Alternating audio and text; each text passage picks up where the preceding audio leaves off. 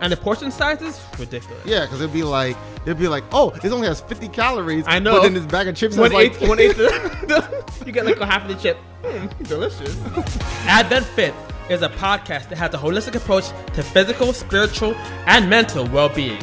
In each episode, we share productive ways to live a healthier and happier lifestyle.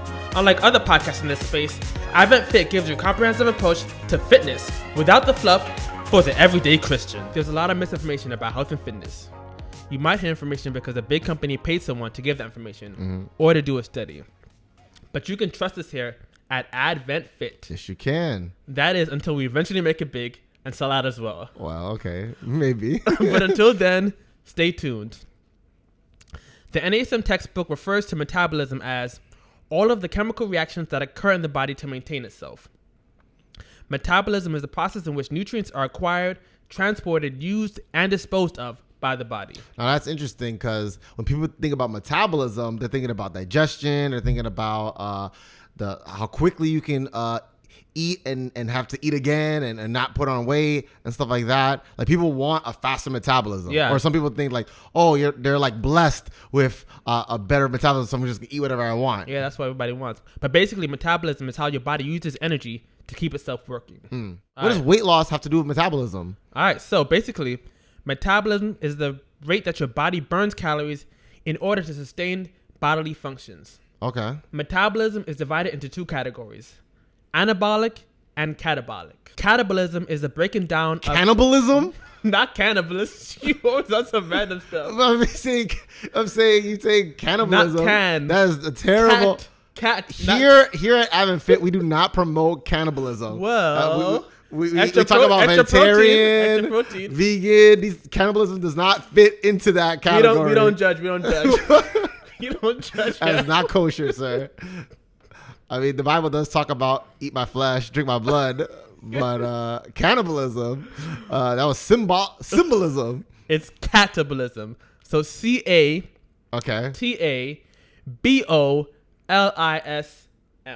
CATABOLISM. Catabolism. Okay. So catabolism is the breaking Eating down. a cat? Catabolism? Okay. Catabolism. Yeah, what is that?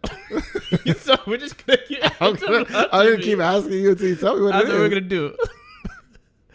Catabolism is the breaking down of compounds to release energy. Okay. And then anabolism is the building of compounds, which uses energy. So one is to break it down and one is to build it up. Yep. Okay. Breaking down compounds. Mm-hmm. Got it. Switching between anabolic and catabolic states is normal. Mm-hmm. Both states are necessary. But being in a catabolic state for too long will lead to muscle loss. So that's like when you're like doing too much cardio or something. And doing too much cardio, not doing any. It breaks down eventually muscle? Yeah, it's going to break down your muscle. So you don't want to be in a catabolic state for too long because it will lead to muscle loss. I mean, cardio is good, but if you just keep doing it for too long. The right kind of cardio and in moderation. Okay. Like walking, you can do that all the time. Walking is amazing. Yeah. But like jogging, endless jogging, that's not the best to do for too long if you're trying to build some muscle. Okay. On the other hand, being in an anabolic state helps develop muscle, helps bone develop, and increases bone density. One way to increase the time in an anabolic state is to do anabolic exercises. Mm-hmm. Like what? Like lifting weights? Yeah, so anabolic exercises are things that usually are anaerobic. So anaerobic is without oxygen. So aerobic is with oxygen, and anaerobic is without oxygen. All right. So anaerobic exercises are usually weightlifting and sprinting. Sprinting. Now I was thinking about that because like a sprinter versus like a marathon runner, a lot of times their body composition looks very different. Yeah, because a marathon runner, they're doing slow, steady, slow state, and we don't want that. Some of those people are real fast though. Yeah, I mean they're fast, but I was watching the Olympics. Yeah, boy, these people are quick, but not faster than the sprinters. Because for the marathon, you can't be fast for that. You can't be like 100%. Yeah, for that long. So that's why for sprinter you can be that fast, and then you reach the finish line. But for a marathon, you gotta. So with that sprinting, that creates muscle gain. That's not considered cardio.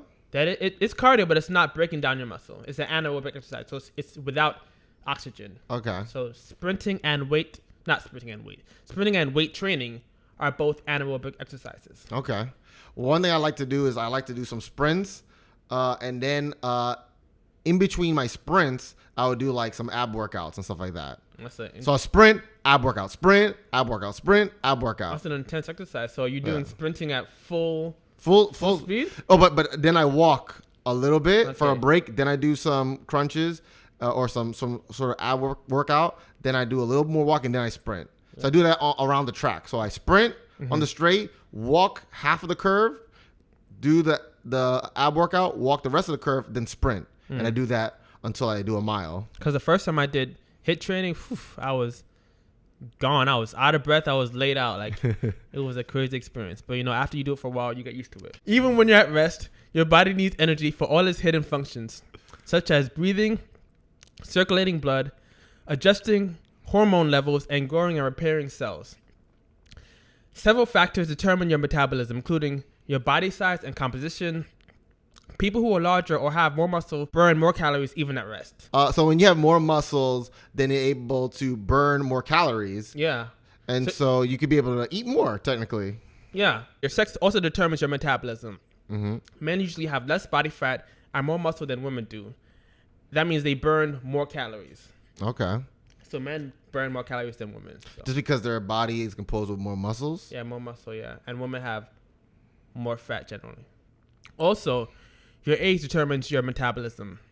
Why is that? So as you get older, your muscle tends to decrease, and the fat accounts for more of your weight. So that's slowing down your calorie burning. Somebody could be 30 years old, but they have the metabolism of a 20-year-old. Or a 40-year-old has the metabolism of a 30-year-old. So your body, generally, you lose more muscle as you get older. But if you're keeping in shape and you're working out, it can slow down. Your body will break itself down slower. And you could probably even like reverse time in a way. Yeah, because not like time travel or anything. There's some older people who are really fit and much fitter than people who are younger. That's what I'm trying to say. So or like maybe like somebody in their 30s is not living right. Yeah. But then in their 40s, they start like getting their life together. They can even be healthier than they were in their 30s. That doesn't mean that when you get older, your life is over. Just that your muscle tends to decrease, but you can still keep it up if you exercise. When people say they have a slow metabolism, it just means that they have less calories to play around with at rest. If they say they have a fast metabolism, that means they can eat more calories to maintain their weight. To lose a pound a week, you need to eat about 500 calories less than your maintenance calories. Yeah, so if you have like a 2,000 calorie maintenance level, then you need to do 1,500. Exactly. Isn't that like the average, about 2,000? That's what they put on the packages and all the food packages. So yeah. Okay. I mean, people have different heights and different weights and stuff. Yeah. So that would mean for 500 calories less than your maintenance, when you add it up to a week, that's 3,500 calories for the week. I mean, you can rack up the calories real quick. If you're not paying attention, yes, definitely. Like, have you ever looked at those, like, the nutrition facts on the back of, like... And the portion size is ridiculous. Yeah, because they'd be like, oh, it only has 50 calories. I know. But then this bag of chips has like... You get like a half of the chip. Delicious. Yeah, I'm saying, like, why would you not just say that the whole bag has this amount of calories? They're trying to scam you. Like, Snickers bar has, like multiple servings. Like, nobody eats just part of a Snicker bar. It's crazy. It's ridiculous. And then, like, a bottle of juice has, like, 2 or 3 servings. Yeah. Yeah, it's ridiculous. But let's talk about how you can boost your metabolism. Yeah, now that's what people want. Exactly. So ways that you can boost your metabolism is by standing up more. So just by sitting down, I'm not sure if it was a study, but I saw somewhere that sitting is like the new smoking. So if you're sitting all the time, it's like sitting almost as bad. If you're just constantly sitting, even if you work out in the morning, it's good. But if you're still sitting down for the whole day, that's not good for your health. So if somebody has like an office job where they sit most of the time, they gotta like take breaks and like just stand up or maybe walk around the desk or couch or something. Stand up periodically. Actually, I have my Apple Watch that has a little. No, we don't support Apple here. So we don't support Apple here. If you want to sponsor, we're here. I'm all about that PC. No, it's perfect. Anyway, yeah, but just standing more often is definitely much better for your health than sitting down all the time. Mm-hmm. Another way that you can boost your metabolism is by doing HIIT training. I've seen some boxers when they're training, they just stand there with their arms up and they just get hit all the time. Some ab training where people like hold up on the bar and they start punching their abs, but that's not what we're talking about. That's not the HIIT training. It's high intensity interval training. Like running around the straights, walking the curves. Yeah, or you can time it. 30 seconds on, 30 seconds off. But doing that definitely boosts your metabolism, and you burn a lot of calories even after you're finished working out. Okay. Another way to boost your metabolism is to sleep in cool weather, in cool conditions.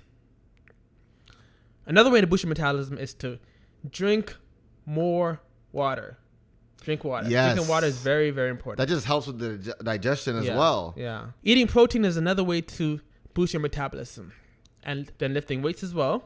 So lifting weights is amazing. It's definitely important for a lot of things. And decreasing your stress is another way to boost your metabolism. And a way to decrease your stress is to meditate. And I'm all about mindfulness meditation.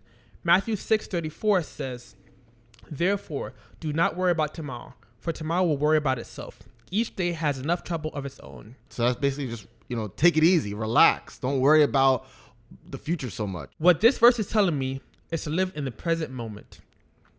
Enjoy the now, which is a principle of meditation that I try to follow. I like that. Enjoy the now.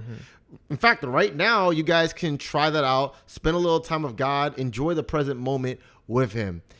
And you can continue to subscribe to our podcast. You can find it on YouTube, or you can find us on Spotify or Apple. Even though not big supporters of Apple. We love Apple. You can find us in these different things. Just look for AdventFit. And until then, you can find me, my social media accounts at WayneJamel.com. And you can find me on Instagram and Twitter at Mr. Woke. That's WHOKE. And so, I'm Wayne Jamel. And I'm C. Jeffrey White. And the C is for check the show notes of the podcast we wrote. And while I got a chance, let me clear my throat. And we'll see you next week, folks.